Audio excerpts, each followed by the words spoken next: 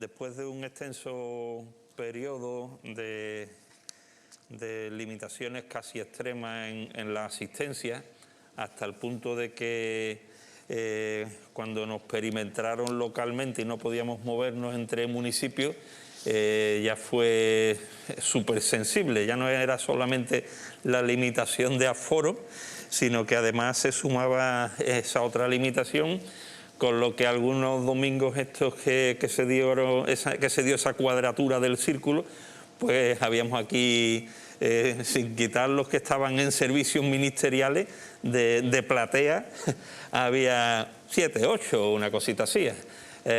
Anima mucho ver ahora el aforo casi completo, podríamos decir, ¿no? Con las limitaciones que tenemos. No sé si se ve bien, sí. Me imagino que todos sabréis lo que está pasando en la escena, pero parece que fuese casi una cápsula del tiempo que estuviese abduciendo a esta niña, ¿no? Cada vez se ven menos estos artefactos, ¿verdad? Sabéis lo que es, ¿no? Yo creo que hasta los más jóvenes sabéis que estamos viendo aquí un buzón a la antigua usanza, ¿no? Ahora cuando se habla de buzón, rápidamente la conexión mental es el buzón del Gmail, del correo electrónico, pero eso era un buzón de los antiguos, un artefacto interesante con un diseño curioso, donde se echaban las cartas, ¿vale? Dentro de poco, dentro de no muchos años, habrá que explicar que eso existió. Este es el buzón de mi casa, no sé si lo veis también. También se usa muy poco. Es más, cuando llega algo al buzón,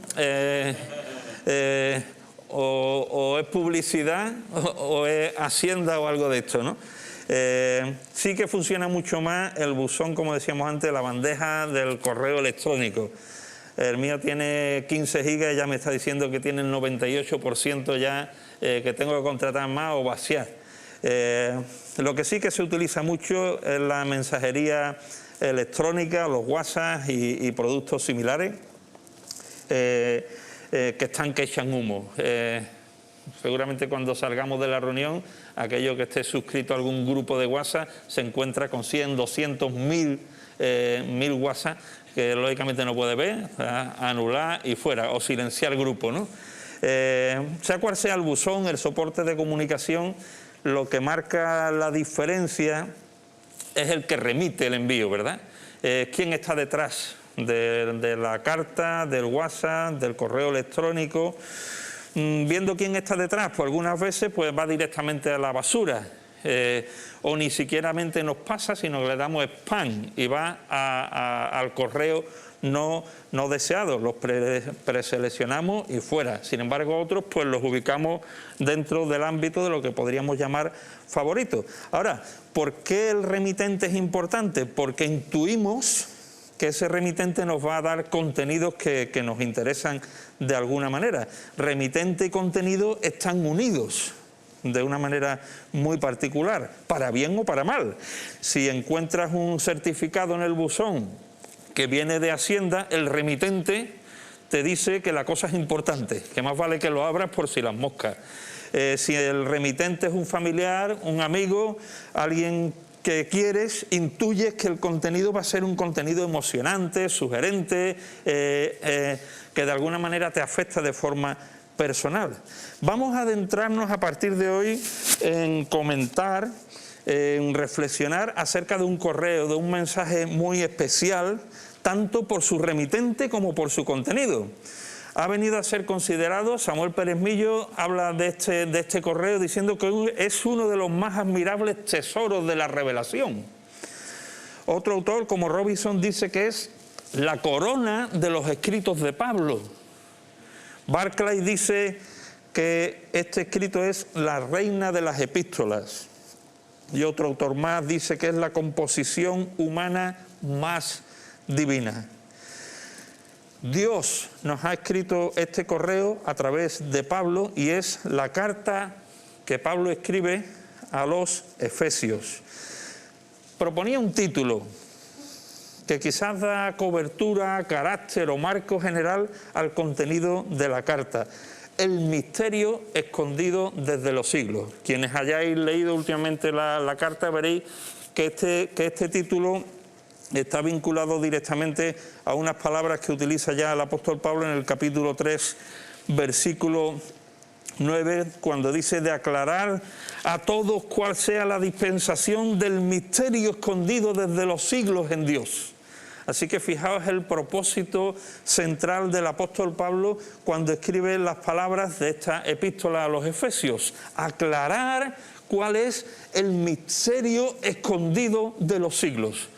Si recibes en tu correo una carta que te dice aquí te voy a decir cuál es el misterio escondido desde los siglos, seguramente que te llenas de ganas de saber cuál es ese misterio. Como digo, de alguna manera representa el centro, el marco de referencia de contenido de la epístola que Pablo va a escribir a los Efesios. Nos vamos a estar dedicando a reflexionar en esta carta de manera sucesiva en varias sesiones, no sé cuántas. He intentado hacer una programación previa, pero como voy como buena liebre a salto de mata, iré viendo cómo voy avanzando poco a poco. La idea sería hacerlo por párrafos e ir avanzando así, dependiendo de los contenidos ya iremos viendo. Sea como fuere, solamente vamos a andar por la superficie de esta epístola. No se trata de hacer un estudio sistemático del texto, sino de una predicación expositiva acerca del mismo, y hay una gran diferencia entre los dos conceptos, ¿vale? ¿Esto qué supone? Supone que va a defraudar en dos direcciones posiblemente. A los que le parezca que se ha profundizado poco y quede defraudado por ello, y a los que le parezca que se ha profundizado demasiado. Somos así, diversidad en la Iglesia. Entonces asumo que voy a defraudar en esta aproximación. De todas maneras, sí que os invito a seguir estas reflexiones con una sana y saludable mirada crítica hacia mi persona y con la disposición de escucharos en lo que de alguna manera queráis compartir. Así que dicho esto, nos vamos a la epístola de los Efesios. No puede ser de otra manera que comenzar con el capítulo 1. Vamos a leer los 10 primeros versículos, aunque solamente nos vamos a detener en esta primera sesión en los 2 primeros, que es introductoria. Cuando decimos introductoria, alguno puede tentar a desconectar. Introducciones sobran. No va a haber nada devocional, no va a haber nada significativo para mi vida, no tiene mucho sentido prestar atención. No, en la propia introducción hay contenidos para nosotros. Efesios 1, los 10 primeros versículos. Dice el apóstol Pablo, apóstol de Jesucristo por la voluntad de Dios, a los santos y fieles en Cristo Jesús que están en Éfeso. Gracia y paz a vosotros de Dios nuestro Padre y del Señor Jesucristo.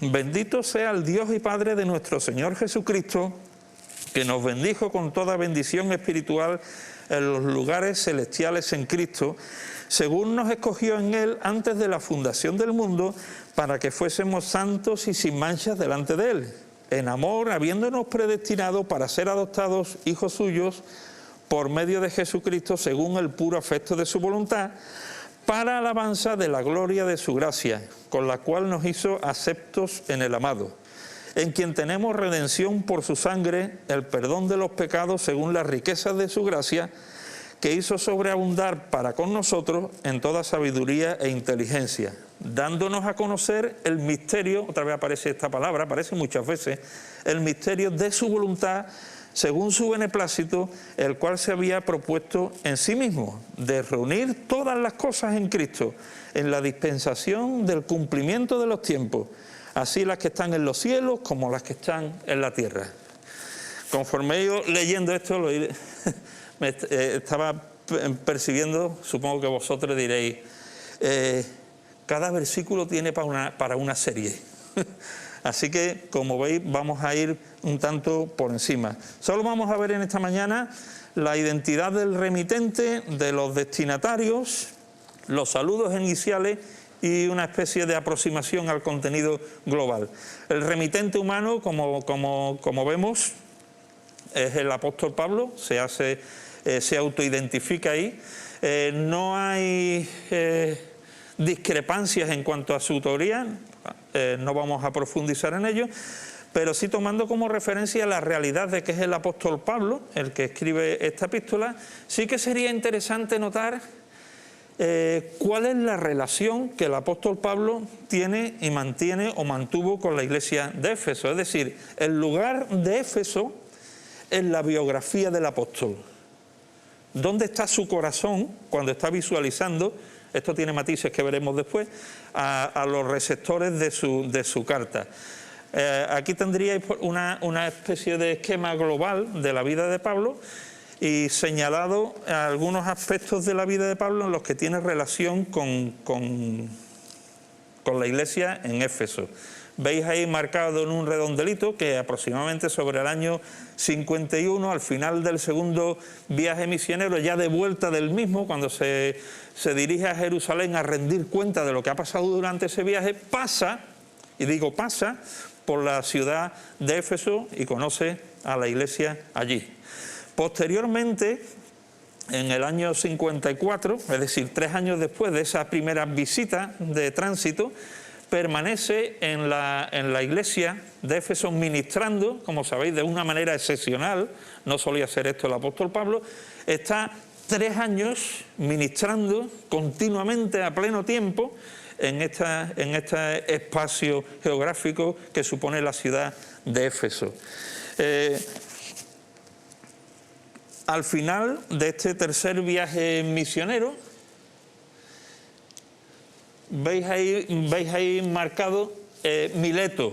¿Qué tiene que ver Mileto con Éfeso? Es interesantísimo leer en el capítulo 20 de Hechos de los Apóstoles, cuando después de, o terminando ya el tercer viaje misionero y después de haber estado esos primeros 3 años en Éfeso, cuando un año después está cerca de Éfeso, en las playas, en la zona de Mileto, convoca a los ancianos de la iglesia en Éfeso para despedirse de ellos. Una despedida que el apóstol Pablo les comunica que es definitiva, que no les va a volver a ver nunca más. Y en un episodio emocionante de despedida vemos cómo comparten todos la emoción de esta despedida. Posteriormente, cuando el apóstol Pablo está, en este caso en su primera etapa de encarcelamiento romano, sobre el año 61, les escribe esta carta. Así que una primera visita, 3 años de estancia, una despedida y una carta. Es el marco relacional, biográfico, desde en cuanto a la relación de Pablo con los receptores de la carta.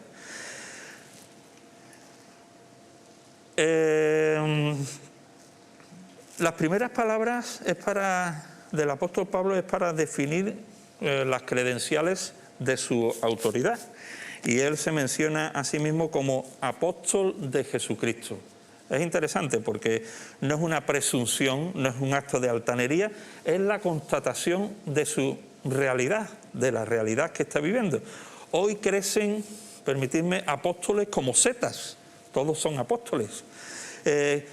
Quizás pretendiendo de alguna manera abrogarse autoridades y derechos superiores aún al grupo de los 12 apóstoles que el Señor Jesús tuvo, pero sin cumplir las credenciales establecidas para esta elección.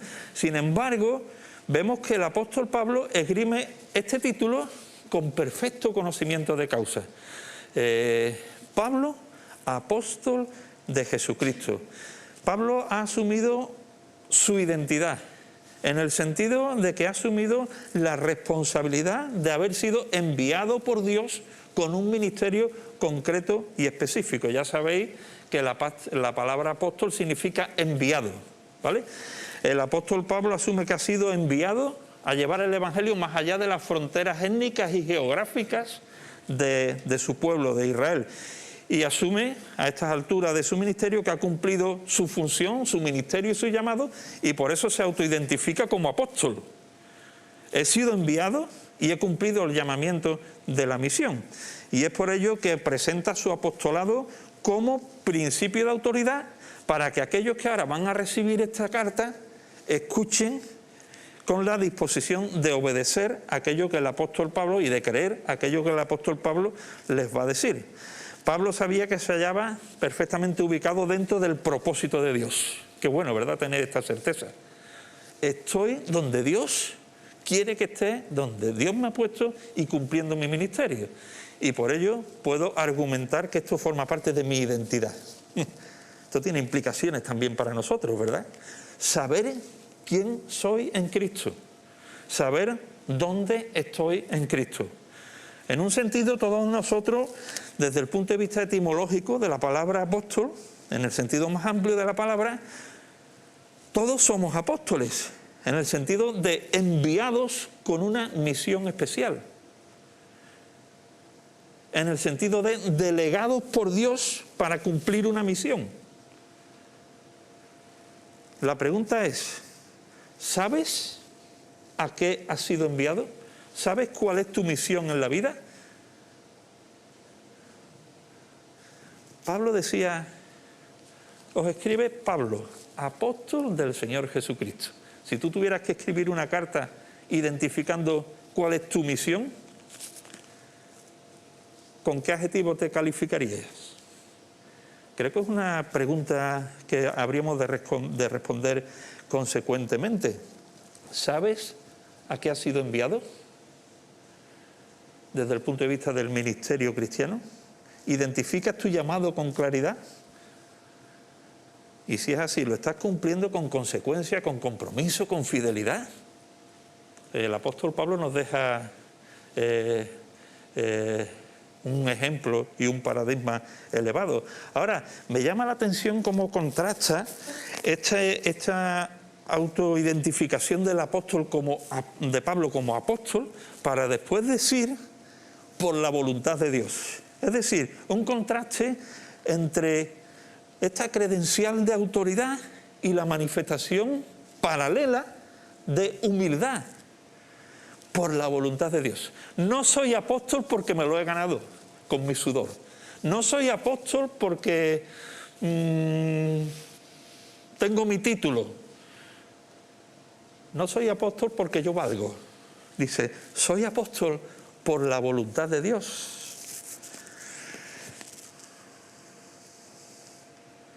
No lo hace desde una mirada altiva y superior, todo lo contrario. Está dando por sentado que es lo que es en Cristo y por la voluntad de Dios. Esto nos conecta también con nosotros. ¿Desde qué actitud desarrollas tu ministerio y tu llamado? Pablo dice, soy apóstol, pero es por la voluntad de Dios, si no he hecho nada, si no merezco nada. Solamente estoy intentando cumplir la misión que me ha sido delegada. La pregunta ¿es tu ministerio o es el ministerio en el que el Señor te ha puesto? A veces idolatramos nuestro ministerio. Y una mala interiorización de esta realidad pues puede llevar a conflictos interministeriales, suena un poco técnico esta expresión, dentro de la Iglesia. Me resuenan en los oídos las palabras del apóstol Pablo también cuando escribe a la Iglesia de Corinto y le dice, hay entre vosotros contiendas, punto. Quiero decir, explica cuáles son las contiendas. Hay entre vosotros contiendas, quiero decir, que cada uno de vosotros dice, yo soy de Pablo, yo soy de Apolo, yo soy de Cefas, yo soy el mejor de todo, de Cristo. A veces tenemos una visión parcial y estanca de nuestra función y ministerio en la Iglesia. Yo soy técnico, yo soy músico, yo soy predicador, yo soy de las escuelas dominicales, yo soy de manuales. Y enarbolamos nuestros ministerios como banderas separatistas. ¿Quién ha cogido mi enchufe? Los de la escuela dominical siempre igual, quitando el enchufe de la batería. ¿Sabéis? Este es el día a día de la vida de la Iglesia. Departamentos a veces estancos que convertimos en banderas, sin tomar conciencia de que es por la voluntad de Dios que estoy donde estamos, cada uno de nosotros. Que no tenemos nada que hayamos recibido y que lo que hemos recibido hemos de gestionarlo con fidelidad y con la humildad de mayordomos. ¿vale? Ahora, ¿quiénes son los destinatarios de la carta? Después de haber visto quién es el remitente, los destinatarios. Ponemos ahí Éfeso en interrogante. No es un fallo al haber hecho la transparencia. ¿Éfeso? ¿Por qué en interrogante? Algunos que ya sean más avanzados, pues habrán estudiado Éfeso y sabrán que hay un problema en cuanto a la identidad en Éfeso. ¿Sabéis cómo dice el texto en los manuscritos más antiguos, en los códices más seguros? Pablo, apóstol del Señor Jesucristo, por la voluntad de Dios, a los santos infieles en Cristo Jesús que están. Y ahora no pone Éfeso. Nos encontramos con un escollo, porque si hemos de entender Éfeso, sería bueno que tuviéramos constancia de alguna manera de quiénes son los remitentes. Pues como hemos dicho, estas dos últimas palabras del versículo primero no se encuentran en los manuscritos más antiguos. Os invito de paso durante algún tiempo a ir leyendo esta epístola de vez en cuando en diferentes versiones para familiarizaros con ella. Y una de las cosas que ocurre cuando lees esta epístola es que te das cuenta de que tiene un carácter totalmente impersonal.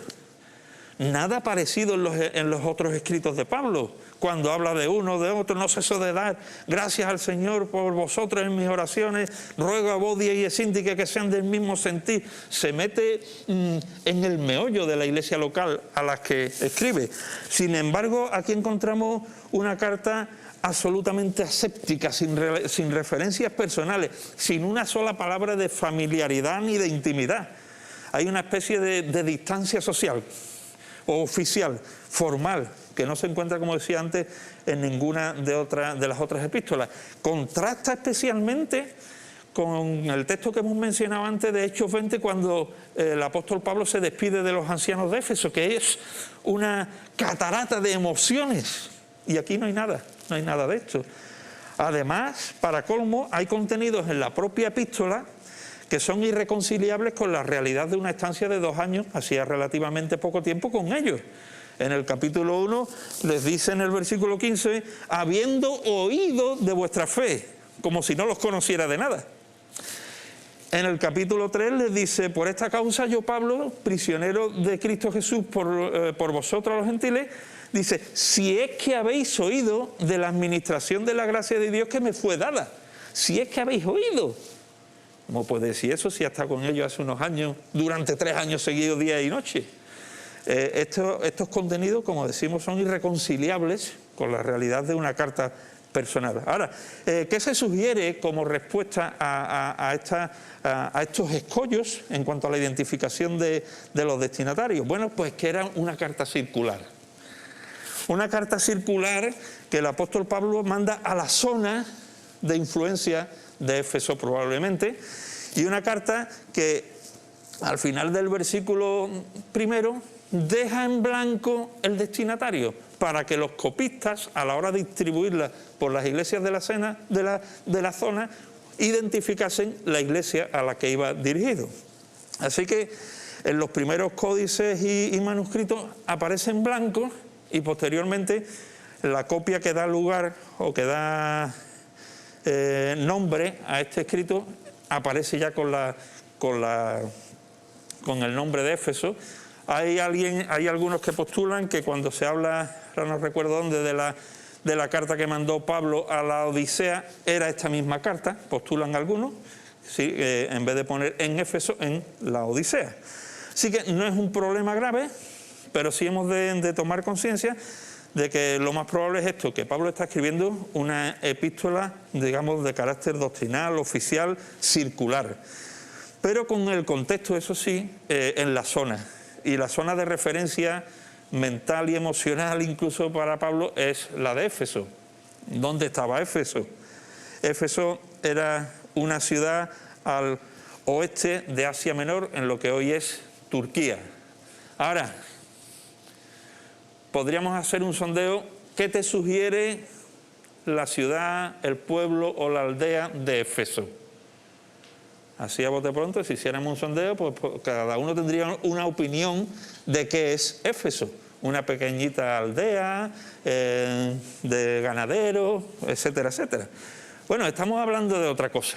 Cuando estamos hablando de Éfeso, si pregunto cómo era Éfeso, a lo mejor no tenemos una idea clara, pero si pregunto ¿cuántos son los habitantes de Sevilla? Tampoco tenemos una idea clara.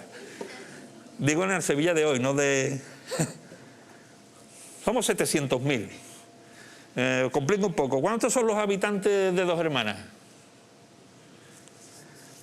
Yo porque lo he mirado en el... ¿Cómo se llama? En el censo. 130.000. Sevilla 70, Dos Hermanas 130, Éfeso, de entonces 350.000 personas. No estamos hablando de un pueblucho de mala muerte, no estamos hablando de una aldea perdida y sin valor ninguno. Estamos hablando de una gran ciudad. Una ciudad, ahí os planto una diapositiva, no se verá muy bien, pero es una ciudad famosa, entre otras cosas, por el templo de Diana, Artemisa, o Diana de los Efesios, que es considerada, o fue considerada, una de las 7 maravillas del mundo. Nada casi igualable a este templo. Destacan sus gimnasios, curioso, gimnasios al norte, gimnasios al sur, biblioteca en el centro, el teatro lleno de vida. Dominado por religiones orientales, cultura griega, gobierno romano, comercio internacional, tenía puerto, en la actualidad las ruinas ya no lo tienen tampoco, una posición estratégica entre 2 continentes, gentes de todas las naciones pasaban por sus calles. Así que estamos hablando del Nueva York de aquellos tiempos, ¿vale? Para que tengamos una idea. Estamos hablando de la creen. Casi no se podía estar a más alto nivel. A este perfil de personas está escribiendo el contenido el apóstol Pablo. Estamos hablando de una iglesia ubicada en una zona desarrollada como casi ninguna, cosmopolita, abierta culturalmente, parecida a la nuestra o superior a la nuestra incluso. Bueno, pues a estos hermanos les está escribiendo y los identifica por su posición y carácter como santos. A los santos y fieles en Cristo Jesús que están ahí, como nosotros, en medio de la vorágine cosmopolita. Y santos, ya sabéis qué significa separados para Dios. En medio de esta cultura absorbente, moderna, sincretista, hay un grupo de santos, de apartados para Dios, de consagrados para uso exclusivo de Dios. Qué interesante. Hay una santidad posicional en Cristo que es automática por el hecho de ser rescatado de las tinieblas a su luz admirable, pero hay también una santidad que debe de manifestarse de forma práctica en nuestra vida cristiana. El apóstol Pablo lo dice con estas palabras: vosotros sois real sacerdocio, linaje escogido, nación santa, otra vez, nación apartada. ¿Con qué objetivo? Un pueblo que ha sido adquirido por Dios para anunciar las virtudes de aquel que nos llamó de las tinieblas a su luz admirable. Un pueblo que tiene sentido, que tiene vocación, que tiene propósito en medio de una cultura como la de Éfeso. Y el apóstol Pablo está viendo que allí hay hermanos así, hermanos santos. La cuestión es, ¿serías tú y sería yo digno de ser identificado con este adjetivo? Si alguien, el apóstol Pablo, el Señor, nos remite una carta de este cariz. ¿Realmente la santidad caracteriza tu vida? Sí, aunque tengamos caídas puntuales, ¿vives en una actitud de sumisión y obediencia? ¿O por el contrario, los mandamientos de Dios, la voz de Dios te es indiferente? ¿Lo contextualizas? Depende de cómo venga o cómo me interese. ¿Es una cosa lo que teóricamente crees y otra cosa lo que vives? Tenemos un llamamiento a vivir separados para Dios y en santidad. Y esto debe afectar a nuestro carácter, haciéndonos santos posicionales y fieles comprometidos en la praxis, en la práctica diaria. La Cueva lo expresa de esta manera inteligente. Fiel, dice, creyente es aquel que se fía de Dios. Fiel es el creyente de quien Dios puede fiarse. ¿Se puede fiar Dios de ti? ¿Se puede fiar Dios de mí? ¿Soy realmente fiable en mi vida de santidad y en mi compromiso ministerial y de servicio al Señor? Ahora, estas son las dos caras de la misma moneda. ¿Pensáis que puede haber santos no fieles y fieles no santos? No. Una cosa es la posición y otra cosa es la acción, pero van juntas. Y van juntas además en Cristo. Santos y fieles en Cristo. Mirad qué expresión de Hendriksen. Durante estas sesiones que estaremos viendo, iré citando a diferentes autores, de los cuales quizás incluso, si me acuerdo, la próxima vez haga una lista de bibliografía de consulta y referencia. Hendriksen dice, hablando de esta expresión en Cristo, y dice, sin exagerar, sin exagerar, esta frase podría considerarse como la más importante de todas las epístolas paulinas. Estas frases o similares que aparecen como una catarata en este libro, en Él, en quién, en el amado, en el Señor o similares, aparece continuamente. Y los creyentes, si eran considerados santos y fieles, lo eran en virtud de su unión con Cristo. No hay otra posibilidad. No se puede ser santo sin fiel, no se puede ser fiel sin vivir en santidad. Y no se puede ser ninguna de estas cosas fuera de Cristo. Resuenan las palabras de yo soy la vid, vosotros los pámpanos. El que permanece en mí y yo en él, este lleva mucho fruto, porque separados de mí nada podéis hacer. El secreto de nuestra santidad y fidelidad es estar, vivir en Cristo. Hay a continuación unos saludos en el versículo 2. Gracia y paz. Volvemos otra vez con la expresión que hemos mencionado anteriormente. Y gracia se refiere a este acto espontáneo de Dios e inmerecido de beneficiarnos con su favor y su bondad. La gracia es la fuente de la que emana toda bendición espiritual y el fruto mismo del Espíritu Santo. Y la Iglesia se sustenta en su unidad desde la gracia.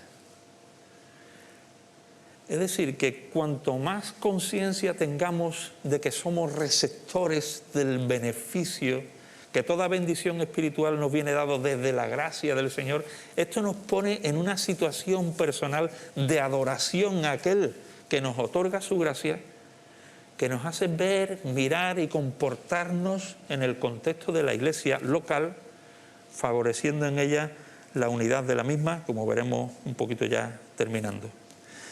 Y dice no solo gracia, que sería en este caso la fuente de la que emana, sino que nos habla de paz, es el caudal.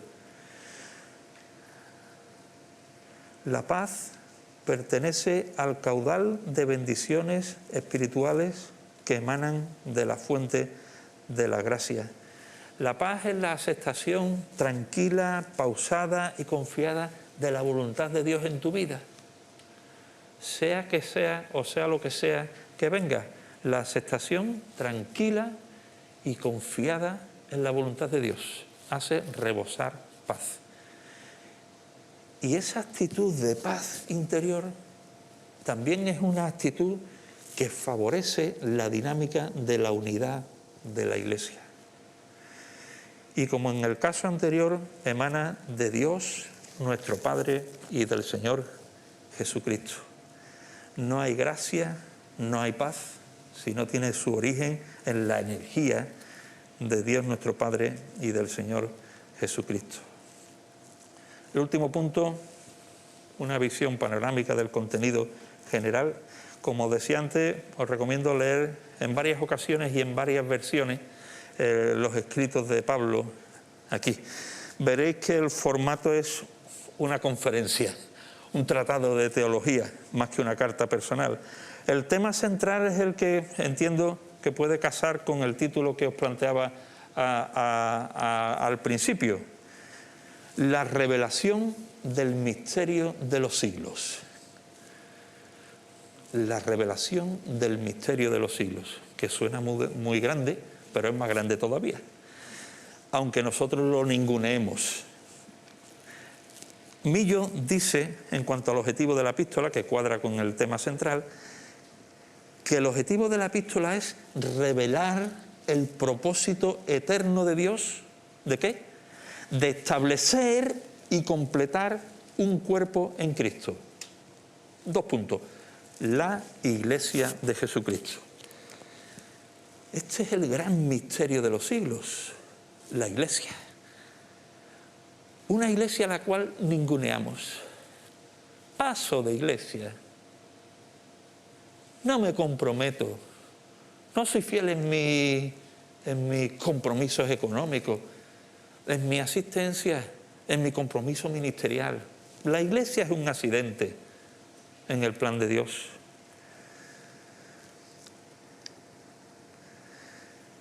El misterio de los siglos es identificado en la epístola como la Iglesia del Señor Jesucristo. Y el concepto de estar unidos en Cristo, como nos dice el versículo 10 del capítulo 1, reunir todas las cosas en Cristo, tiene una expresión multidisciplinar en la epístola, y esta unidad afecta a todas las áreas de la vida cristiana, a la unidad de la iglesia local, a la unidad entre judíos y gentiles, a la unidad dentro del matrimonio, a la unidad en la familia y a la unidad en las relaciones laborales.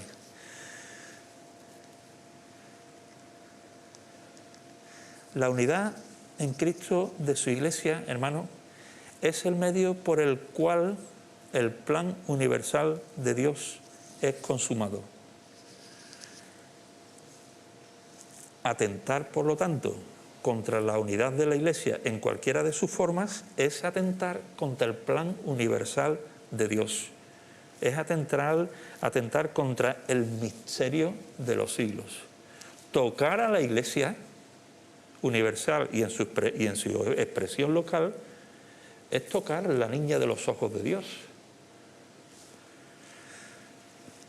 Ahora, siendo la unidad del cuerpo de Cristo tan determinante, esto explica que los ataques del enemigo vayan enfocados durante toda la historia de la Iglesia a debilitar su unidad.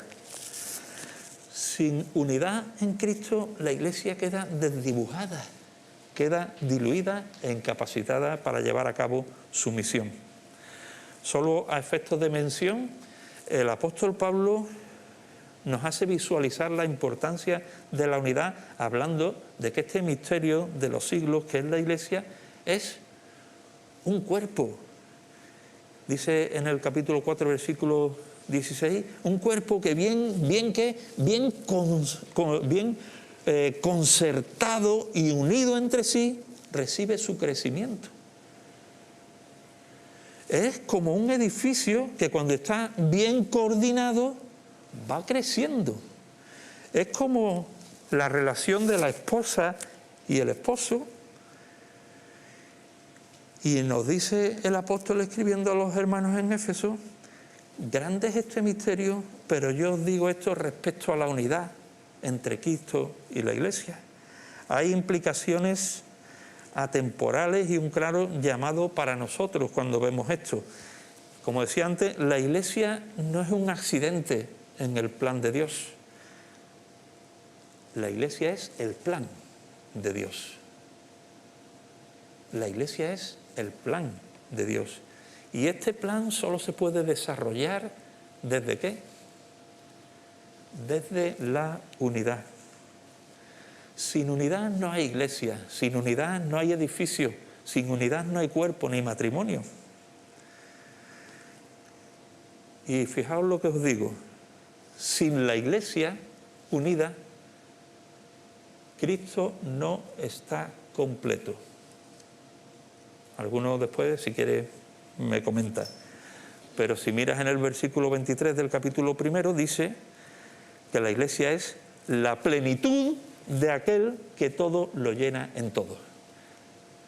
La iglesia es la manifestación de la plenitud del éxito de la obra de Cristo. Barclay escribe estas palabras: la iglesia está diseñada para ser las manos que realicen la obra de Cristo, los pies que corran a cumplir sus comisiones, la boca que proclame su mensaje. La iglesia es el instrumento de Cristo para la reconciliación. La iglesia es la plenitud de aquel que todo lo llena en todo. Y la cabeza de la iglesia halla su plenitud en un cuerpo unido, no desmembrado. La sabiduría de Dios se refleja en su obra maestra. ¿Cuál es la obra maestra de la sabiduría de Dios? La iglesia. En este mismo libro, capítulo 3, versículo 10, dice: para que la multiforme sabiduría de Dios sea ahora dada a conocer a los hombres por medio de la iglesia, a los principados y potestades en los lugares celestes. Cuando Pablo contempla esta realidad extraordinaria, no tiene más remedio que explotar con las palabras del capítulo 4, versículos 1 al 3. Dice: yo pues, ante la contemplación extraordinaria del misterio de Dios, preso en el Señor, hermanos, os ruego que andéis como es digno de la vocación con que fuisteis llamados, con toda humildad y mansedumbre, soportándoos con paciencia los unos a los otros. ¿Para qué? Dice: solícitos, vehemente, obsesionados en guardar la unidad del Espíritu en el vínculo de la paz. Este es el marco de referencia, entre comillas, obsesivo de Pablo cuando está escribiendo a los hermanos en Éfeso. Y para desarrollar su argumentación les plantea esta ruta de contenido que mencionamos solamente.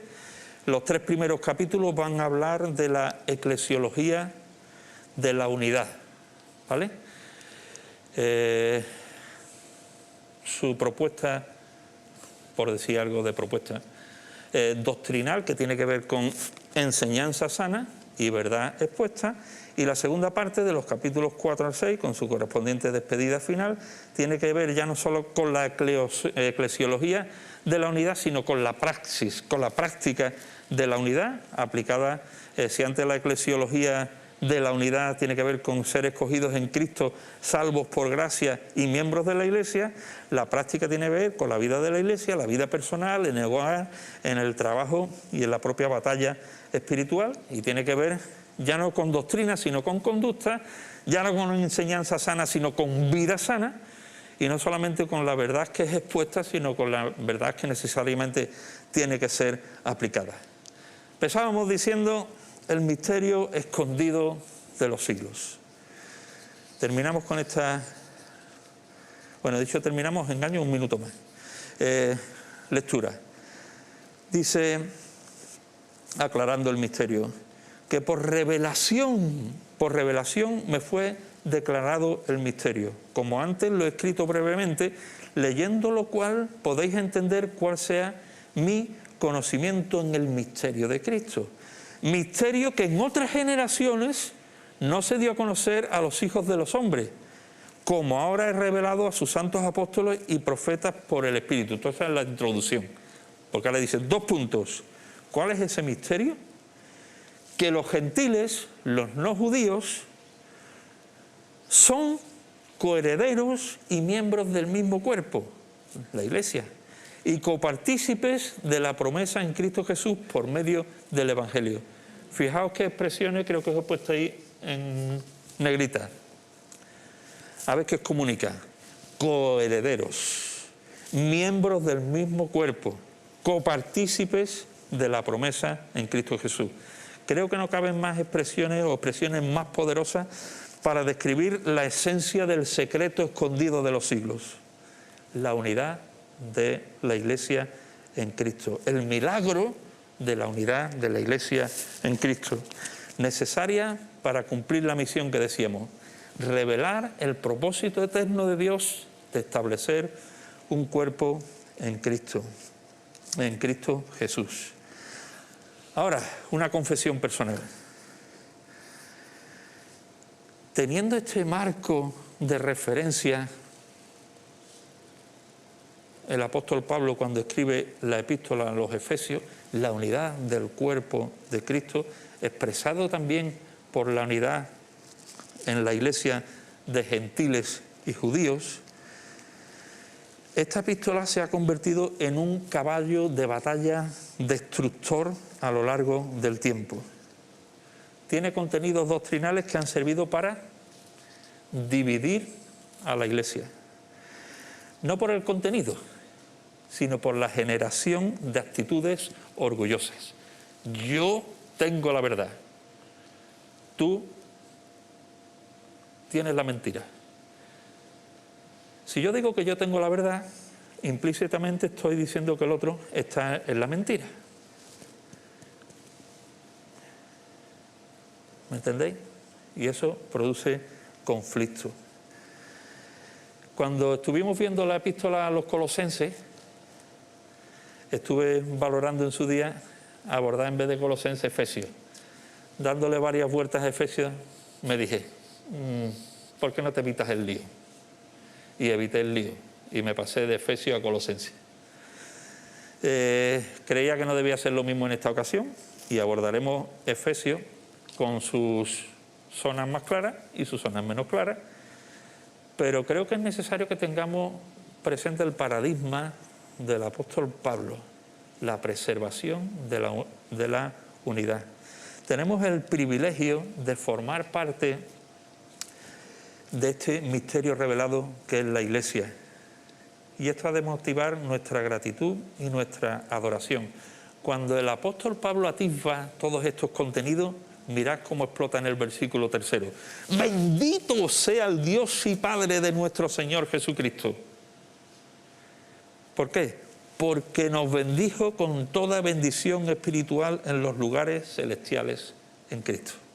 Es una expresión de gratitud y adoración ante la contemplación de la Iglesia. Pero esto ha de llevarnos también a la responsabilidad y la responsabilidad de cumplir nuestra misión específica como el apóstol Pablo y cumplirla desde la santidad y la fidelidad.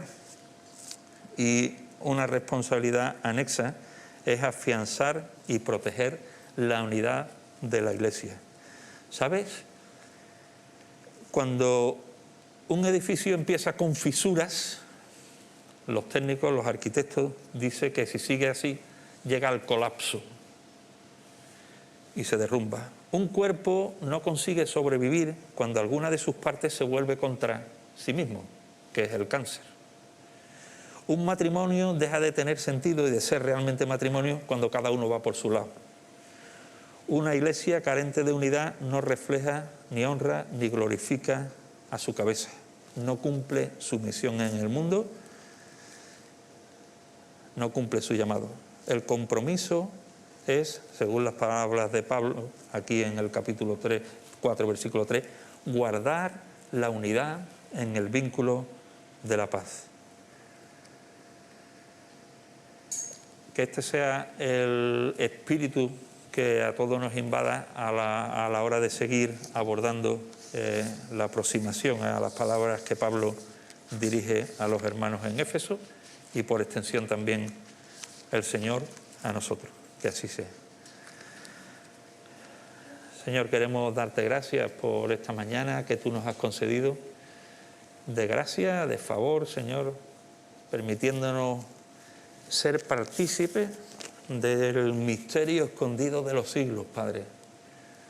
Tú nos has hecho tu iglesia, nos has hecho tu cuerpo, eres nuestra cabeza.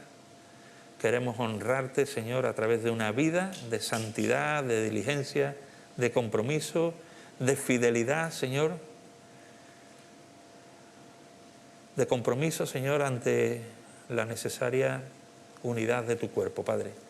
Danos a todos la abundancia del fruto de tu Espíritu, Señor, para que a través de tu obra en nosotros seamos capaces de no solamente preservar, sino construir la unidad de tu iglesia, Padre. Gracias porque te has revelado, Señor, y te has revelado en el tiempo, Señor, te has revelado también en el espacio para nosotros hoy. Bendícenos, Señor, guárdanos, y que esta semana, Señor, no sea una semana más en nuestra vida, Señor, sino una semana que sume por lo que tú traigas a ella, Padre. Te lo rogamos en el nombre de tu Hijo Jesucristo. Amén.